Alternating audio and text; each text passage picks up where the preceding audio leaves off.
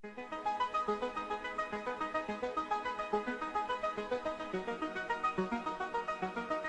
วัสดีค่ะเดี๋ยววันนี้เราก็จะมาคุยกันเรื่องที่ค่อนข้างจะเจอบ่อยในเด็กนะคะคือถ้าใครเป็นหมอไปอยู่ที่ห้องฉุกเฉินหรือว่าตรวจโรคที่ห้องตึกผู้ป่วยนอกเนี่ยก็จะเจอเด็กเล็กๆที่มาด้วยเรื่องของวิซซิ่งนะคะมันก็มีปัญหาว่าเด็กบางคนเนี่ยไม่ได้วิซแค่ครั้งเดียวนะคะมีวิซซิ่งซ้ำๆหลายครั้งสิ่งที่เป็นปัญหาสำหรับกุมารแพทย์หรือว่าแพทย์ทั่วไปก็คือว่าเมื่อไหร่เราจะวินิจฉัยว่าเด็กพวกนี้เป็นแอสมานะคะหมอหลายๆท่านไม่กล้าจะวินิจฉัยว่าคนไข้เป็นโรคหอบหืดหรือแอสมา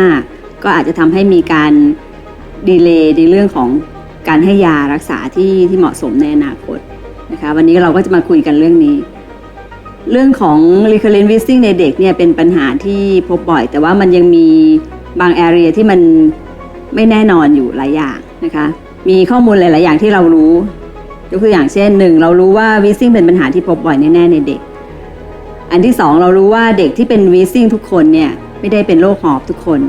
นะคะไม่ได้เป็นโรคหอบไปจนโตทุกคนส่วนใหญ่เด็กที่เป็น wheezing ส่วนใหญ่เนี่ยมักจะอาการดีขึ้นตอนใกล้ๆเข้าป.1 แต่สิ่งที่ยังเป็นปัญหาก็คือว่าจนถึงปัจจุบันนี้เราก็ยังไม่มีตัวทำนายที่จะสามารถทำนายได้ 100% ว่าเด็กคนไหนเนี่ยจะเป็นโรคหอบในอนาคตหรือคนไหนจะไม่เป็นนะคะได้มีความพยายามที่จะหาอินดิเคเตอร์หรือตัวชี้วัด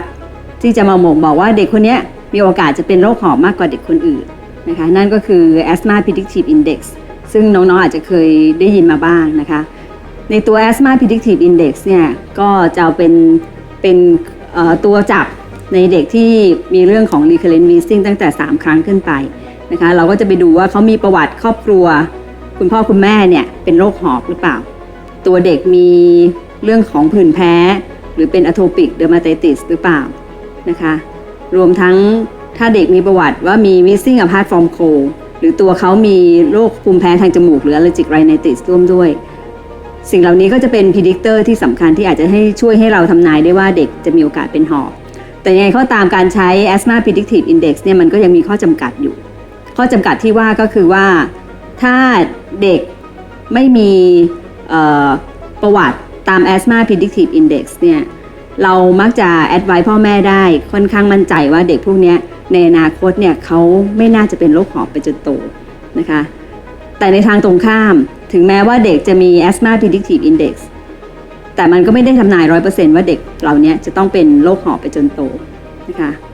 แล้วเราจะทำยังไงในฐานะที่เป็นหมอรักษาเด็กมีอาการหอบอยู่เรื่อยๆเราจะไม่ทำอะไรเลยเหรอนะคะปัจจุบันนี้ก็ให้พิจารณาง่ายๆเพื่อจะลดความกังวลของแพทย์ในการวินิจฉัยโรคหอบหืดเพราะโดยทั่วไปแล้วเนี่ยโรคหอบเนี่ยที่เรารู้จักกันที่เราเรียกแอสมาสั้นๆเนี่ยเรามักจะเข้าใจในเชิงที่ว่ามันเป็นโรคหอบที่เกี่ยวข้องกับโรคภูมิแพ้ก็คือเป็น allergic asthma หรือ atopic asthma แต่จริงๆเนี่ยโรคหอบเองเนี่ยมันยังมีอีกกลุ่มหนึ่งที่เราเรียกว่า non allergic asthma นะคะแต่ key feature ร่วมกันที่สำคัญของโรคในกลุ่มนี้ก็คือ 1. recurrent wheezing ซึ่งเกิดจากการที่มันมี chronic airway inflammation ผลก็คือทำให้หลอดลมมันมีความไวหรือที่เราเรียกว่า bronchial hyperresponsiveness นะคะเด็กก็เลยมี wheezing ตามมานี่ตัวทิกเกอร์ที่สำคัญในช่วงวัยเด็กก็คือเรื่องของ viral infection นะคะเพราะฉะนั้นเพื่อให้ง่ายต่อการปฏิบัติในการดูแลเด็กพวกนี้เมื่อไหร่เราจะพิจารณาการให้การรักษาแบบอัสมาก็คือการให้ long term inhaled corticosteroid นะคะเราพิจารณาง่ายๆค่ะก็คือ 1. เด็กหอบบ่อยหรือเปล่าอันที่ 2. การหอบแต่ละครั้งของเขาเนี่ยมันรุนแรงหรือเปล่านะคะเอาเรื่องหอบบ่อยก่อนคำว่าบ่อยแค่ไหนเรียกว่าบ่อยนะคะดูง่ายๆว่าใน1ซีซั่นก็คือเด็กเนี่ยมันจะมีฤดูกาลที่มีอาการหอบบ่อยกว่าปกติก็คือ